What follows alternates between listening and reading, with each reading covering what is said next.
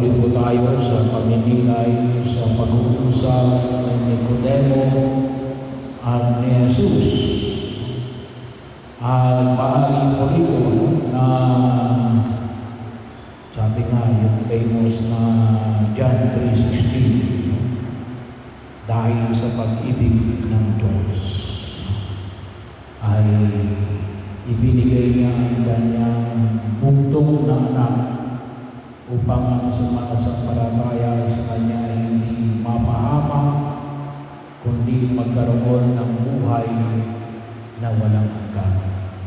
At muli, babalik tayo sa tinatawag natin, yung pinamalik natin mula noong Sabado de Gloria, ang ilaw ni Kristo. Nawa ay ipagpasalamat natin na tayo ay nililiwanagan na liwanag ni Kristo. Kaya bahagi ito ng pagtugon natin, kasi sa mundo ginagalawa natin, maliwanag mo na kung saan ay maraming tao naghanap ng kaliwanagan.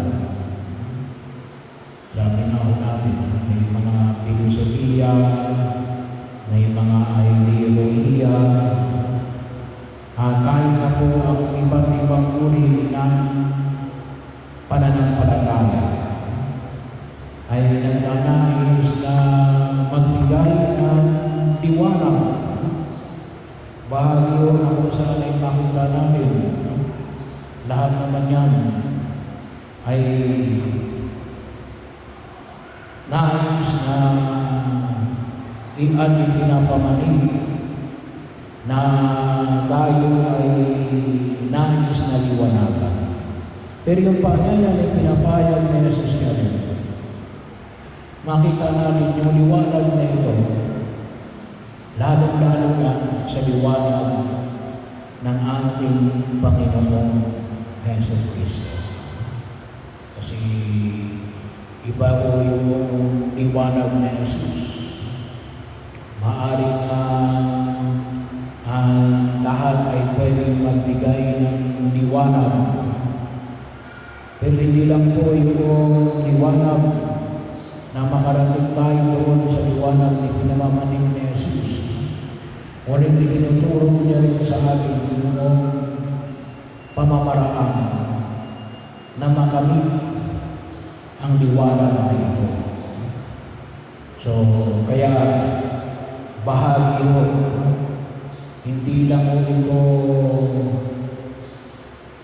makamit yung liwanag, ngunit natin yung pamamaraan para makamit ang liwanag na ito. Na nakabase higit sa lahat sa pamamaraan na itinuro sa atin ng ating Panginoong Hesus Kristo. Lahat naman gusto ng kapayapaan. Kaya na may ibang pamamaraan ng kapayapaan. May iba na sa tingin niya ang kapayapaan ay alin? Ay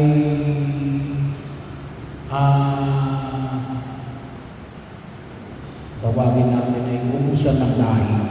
No? Meron ganun eh.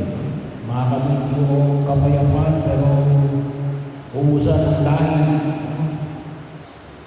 Yung pamamaraan ay tinuturo sa akin kung may kapalindi lamang ay kapayapaan. Ngunit sa pamagitan din na mapamayapang pamamaraan. Hindi sa pamagitan ng dahas, hindi sa pamagitan ng violenteng pamamaraan, hindi sa pamagitan ng digmaan, ngunit rin sa pamagitan ng pag-ibig.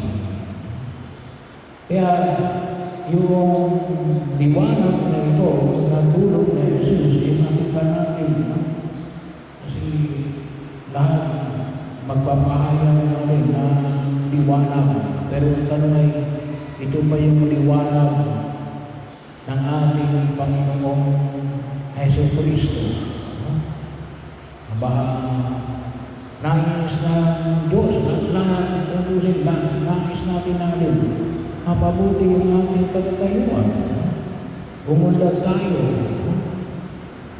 Pero hindi sa pamagitan ng pamamaraan na sabi na natin na ilagay natin yung ibang tao sa tiyak na kapahamakan. Yayaman ka na, pero mga apa ka naman ng tao, hindi yan ang liwanag ni Kristo. Kaya bahagi yun ng makita natin na nawa ay maging bahagi ng ating pag-ibig. So, paano pamamaraan? Kinakailangan makilala natin si Jesus. Sino ba si Jesus? Kasi doon natin makita na ito yung uri ng liwanag ni Jesus sa pamagitan ng ating pagkilala kay Jesus. Kaya nga napakahalaga yung tinatawag natin na pagbabasa ng banal na kasulatan. Maaari sa pamagitan ng pagkilay natin ng mga misteryo ng Santo Rosario. Kasi buhay na Jesus yan. Yung mga dokumento ng simbahan ay makatutulong din sa atin upang makita kung ano yung ang uri ng mukha ni Jesus. So bilang mga mananampalatayang Kristiyanong Katoliko, ay doon natin masasabi na ito yung mukha na pinapamanik ni Jesus. Ay hilingin natin magabayan tayo ng liwanag na ito na dulot ng ating Panginoong Kristo. At sabi nga natin, idulog natin na kahit pa paano ay tayo ay mabahaginan ng liwanag na ito sa ating ano nga natin ay sumasalamin na yung ating buhay ay ang buhay na nagbibigay, sumasalamin sa liwanag ng ating Panginoong Heso Kristo. Hindi lang basta liwanag, ngunit rin liwanag ni Kristo. Kasi yun yung pamamaraan ng kanyang ipinamanhid para sa bawat isa sa atin. Kaya nga, ito yung idulog natin sa harapan ng Panginoong Kapal sa pagkilos natin sa mundong ginagalawa. Na nawa ay makatulong sa atin ito pagdala ng liwanag, ay liwanag ni Kristo. O baka naman ito lang yung liwanag na baka sinasabi natin na kay Kristo pero ito tutusin ay atin lamang. Hindi yung magbibigay ng tunay na liwanag. Baka yun ay magpapalabo lang sa atin. Kasi hindi yun yung pamamaraan na ipinamanig sa atin ng ating Panginoong Heso Kristo. Kaya ito yung itulong natin. Nawa bahagi yung kaya nga po